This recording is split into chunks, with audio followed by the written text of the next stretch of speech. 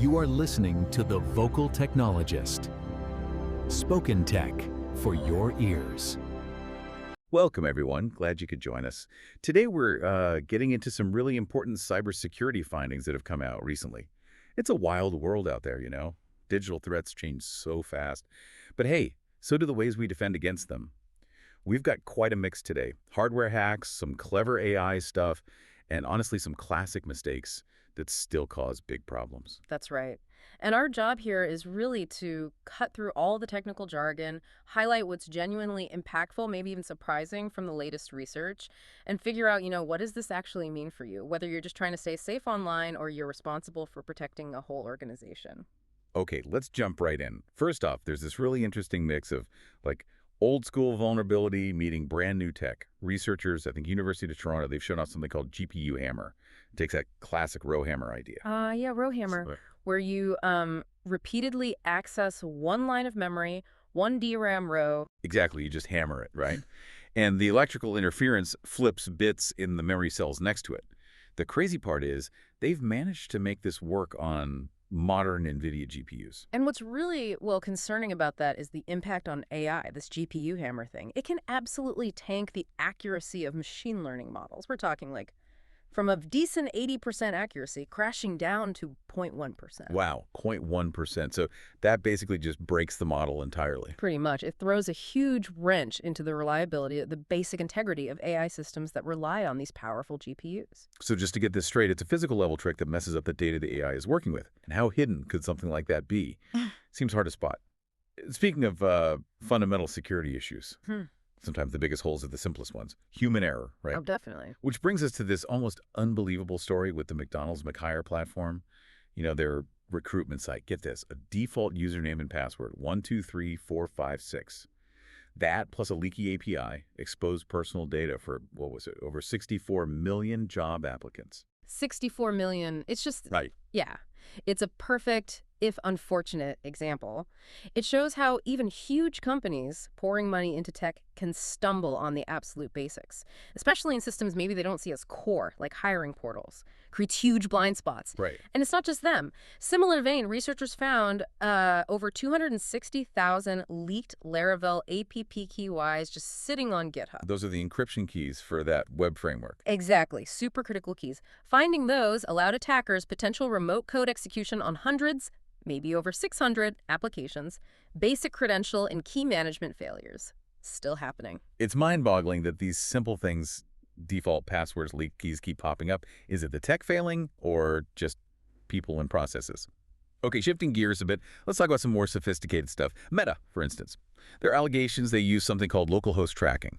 Apparently, their mobile apps found a way around Android security to listen in on local network ports. Right, and the really clever or maybe sneaky part is how they linked it up.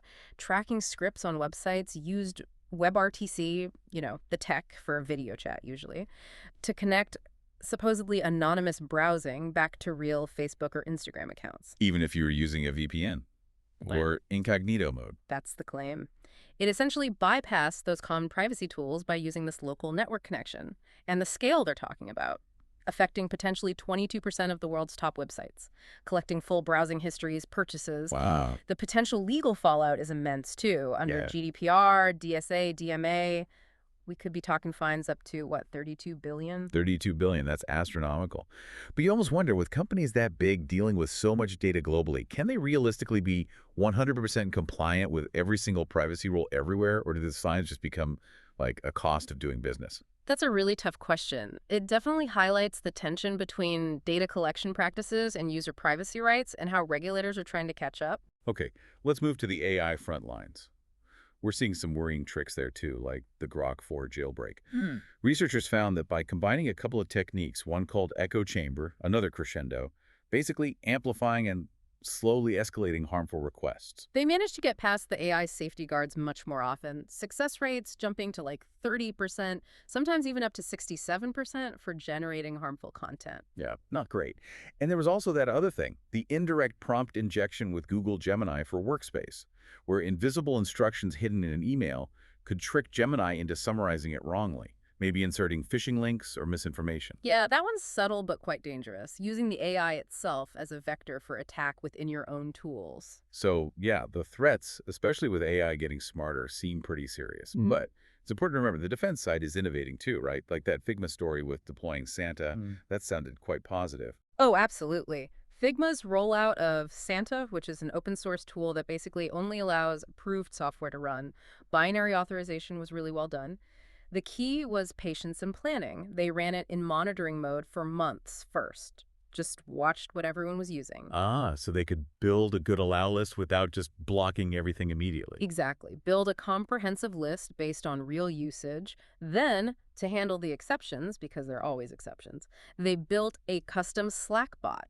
So if Santa blocked something an employee needed, they could request approval right there, get it checked automatically, and get unblocked quickly. Smart. Minimizes disruption. Totally. And they rolled it out gradually, phase by phase. End result. They got 100% coverage across all their machines without grinding productivity to a halt. It shows you can tighten security significantly without killing workflows. That's a great example. So, as we kind of wrap things up here, we've touched on quite a range, haven't we?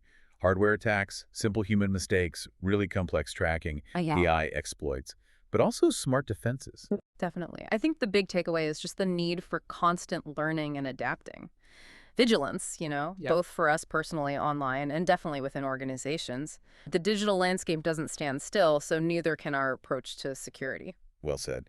And it leaves us with a pretty big thought, especially with AI playing such a dual role now, both a weapon and a shield.